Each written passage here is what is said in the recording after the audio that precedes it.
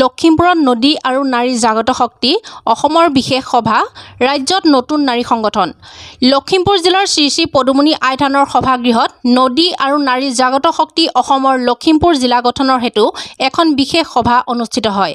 ৰাজ্যত নদী আৰু নাৰী জাগত শক্তি অসম নামৰ এটা নাৰী সংগঠনৰ জন্ম হৈছে। অতি শীঘ্ৰে সংগঠনটোৰ লখিমপুৰ জিলা সমিতি গঠন কৰা হ'ব।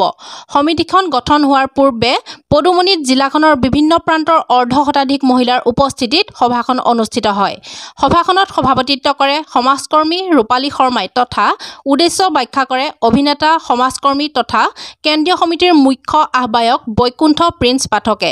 মূলতঃ সমাজত দ্ৰুতগতিত বৃদ্ধি পোৱা নাৰী নিৰ্যাতনৰ বিৰুদ্ধে ঐক্যবদ্ধ হৈ সংগ্ৰাম কৰা আৰু মহিলাসকলক স্বাৱলম্বিতাৰ পথ দিয়াৰ উদ্দেশ্যে জন্ম লোৱা সংগঠনটোৰ কিদৰে আগবাঢ়ি যাব তাকে লৈ বিশদভাৱে সভাত আলোচনা কৰা হয়।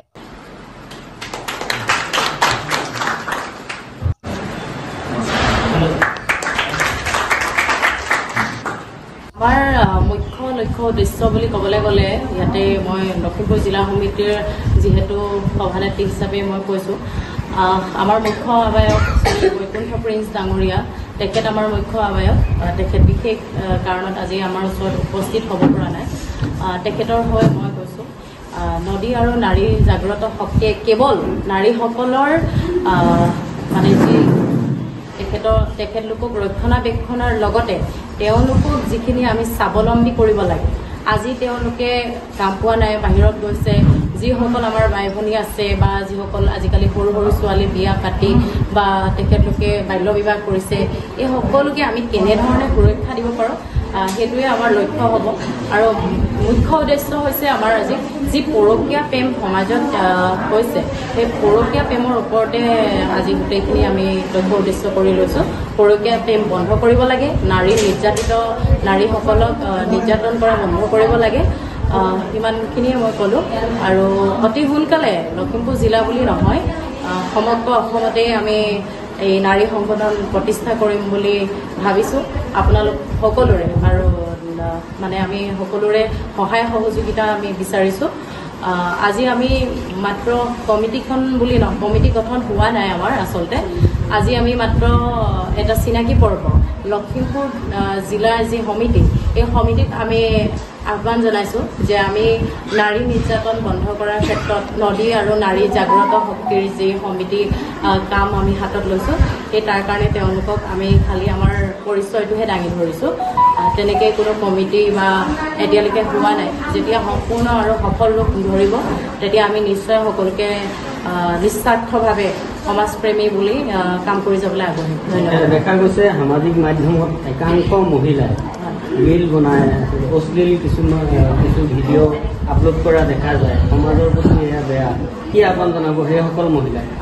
মহিলা বুলি ক'লে আচলতে ভুল হ'ব। এইখিনিতে মই আৰু এটা কথা কওঁ, যিখিনি আমাৰ নৱপ্ৰজন্ম তেওঁলোক আচলতে আজিকালি ইণ্টাৰনেট যি অনলাইন বা যি মানে ভিউজ বা লাইক শ্বেয়াৰ কমেণ্ট এইখিনি আচলতে বিভিন্ন ধৰণৰ মোবাইল বা তেওঁলোকৰ যি এপছ আছে, এপছৰ জৰিয়তে এইখিনি হয়।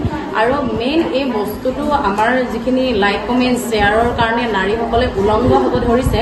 উলংঘ হ'ব ধৰি তেওঁলোকে লাইক কমেণ্ট শ্বেয়াৰ বিচাৰি ফুৰিছে, মানে যিখিনি ভিউৱাৰ্ছ বঢ়াব বিচাৰিছে। বা মাজুলী যিহেতু মই যোৰহাট ডিষ্ট্ৰিক্টৰ পৰা আহিছোঁ এই লখিমপুৰ জিলাত, যিহেতু নদী আৰু নাৰীৰ জাগ্ৰত শক্তি আচলতে আমাৰ এই অধীনত আমাৰ গুৱাহাটী সদৌ গুৱাহাটী বৈকুণ্ঠ প্ৰিন্স পাঠক ডাঙৰীয়া তেখেতৰ অধীনতে আচলতে আমি প্ৰতিটো ডিষ্ট্ৰিক্টতে নাৰী শক্তিৰ ওপৰত আমি আচলতে কাম কৰিবলৈ আগবাঢ়িছোঁ। যাতে লখিমপুৰ ডিষ্ট্ৰিক্টত যিহেতু আজি প্ৰথম মিটিংখন কৰিছোঁ, যাতে আমি সকলোৰ লগতে চিনাকি পৰব, যাতে এই নাৰীসকলৰ বাবে আমি যিহেতু আমি পুৰুষসকল আমি ওলাই আহিছোঁ, যাতে আমাৰ পুৰুষসকলো বাচিব লাগিব। নিৰ্যাতন আচলতে সকলো পুৰুষেও পায়, লগতে নাৰীও পায়। যাতে সকলোকে সমান চকুৰে চায়। লগতে আজিকালি পুত্ৰ মাক আচলতে বহুত ধৰ্ষণ ক্ষেত্ৰত বহুতখিনি আচলতে আগবাঢ়ি আহিছে। যাতে সেইখিনিৰ ওপৰত আমি সকলোৱে সমান চকুৰে চাই যাতে আমি নিজৰ লখিমপুৰ ডিষ্ট্ৰিক্টৰ প্ৰতিটো ডিষ্ট্ৰিক্টৰ আমি আচলতে সকলোকে ভাল এটা পথ দেখুৱাই যাতে আগবাঢ়ি যাব পাৰোঁ, সেইকাৰণে আমি সকলো ওলাই আহিছোঁ।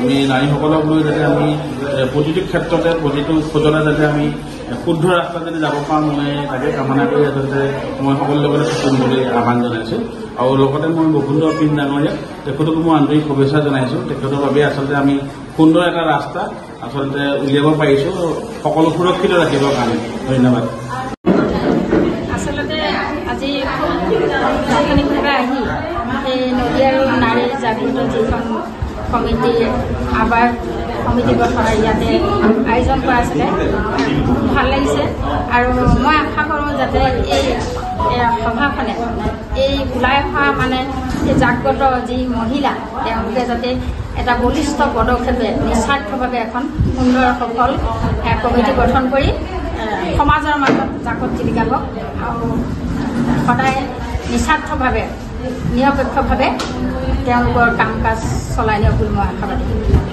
আজি এই নাৰী জাগৰণ যি সভাখন সেই সভাখনত আজি আমি বহুতখিনি শিকিবলৈ পালোঁ আৰু নাৰী সঁচাকৈ বহুত মানে ওলাই আহিব লাগে নাৰীসকল নাৰীৰ ওপৰত যিখিনি অত্যাচাৰ চলি আছে তাৰ কাৰণে আমি সকলো মানে আইসকল আৰু আমাৰ মহিলাসকল সকলোৱে মানে শুদ্ধ হিচাপে এই মহিলাসকলৰ লগত যিখিনি হৈ আছে সেইখিনি আমি যাতে আমি বন্ধ কৰিব পাৰোঁ তাৰ বাবে আমি সকলোৱে মিলি আমি আগবাঢ়ি আহিছোঁ আৰু আগবাঢ়ি যাম বুলি আমি সকলোৱে ভাবিছোঁ আৰু সকলোৱে একদম শুদ্ধভাৱে নিস্বাৰ্থভাৱে সকলোকে কাম কৰি যাবলৈ মই মোৰ জেগাৰ পৰা সকলোকে অনুৰোধ জনাইছোঁ ধন্যবাদ